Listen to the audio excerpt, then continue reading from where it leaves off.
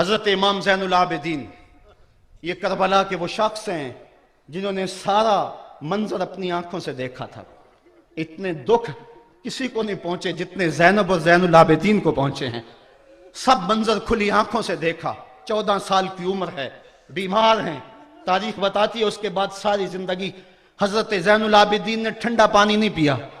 جب پانی پینے لگتے تڑپنے لگتے, کہتے مجھے سکینہ کی پیاس یاد آتی ہے, مجھے علی اصغر کا تڑپنا یاد آتا ہے. ساری زندگی پھر ٹھنڈا پانی نہیں پیا. حضرت امام زین العابدین نے یہ سارا منظر کھلی آنکھوں کے ساتھ دیکھا تھا.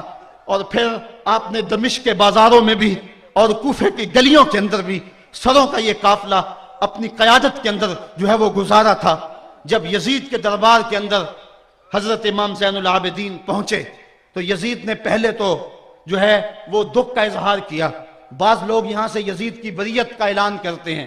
یہاں کسی نے بڑی خوبصورت بات کہی کہ قاتل کی پشیمانی مقتول کی اہمیت کو تو بڑھا سکتی ہے لیکن اس کے دامن سے قتل کے داغ کو نہیں دھو سکتی. تو اس نے یہ سب کچھ کیا, یہ بس اس کے ٹسوے تھے جو وہ بہانے لگا. لیکن بعد میں اس نے حضرت امام حسین رضی اللہ تعالی عنہ کے دانتوں کے اوپر جو ہے وہ چھڑی مارنا شروع کر دی. تو حضرت ابو برزہ اسلمی صحابی رسول وہاں موجود تھے, وہ کھڑے ہو گئے, اٹھ کے بدن کانپتا ہے ان کا, کہنے لگے ظالم ارفع قدیبہ کا, یہاں اپنی چھڑی ہٹا لے.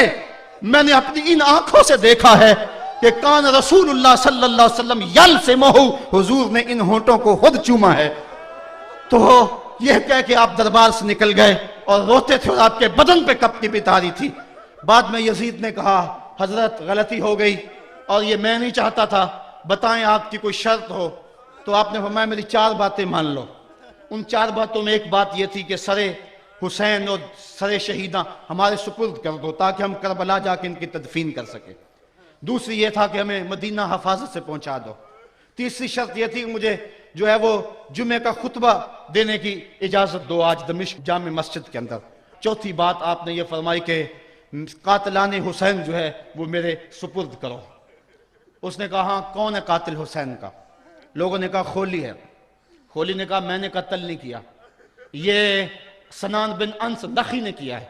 سنان بن انس نخی کو کہا ہاں تو بتا. کہنے لگا میں قتل کیوں کرنا تھا, یہ تو شمر ذی الجوشن نے کیا ہے. شمر ذی الجوشن کو کہا تو بتا. کہنے لگا میں نے قتل نہیں کیا, میرا کون سا حسین نے کچھ بگاڑا تھا, قتل اس نے کیا ہے جس کی حکومت کو خطرہ تھا.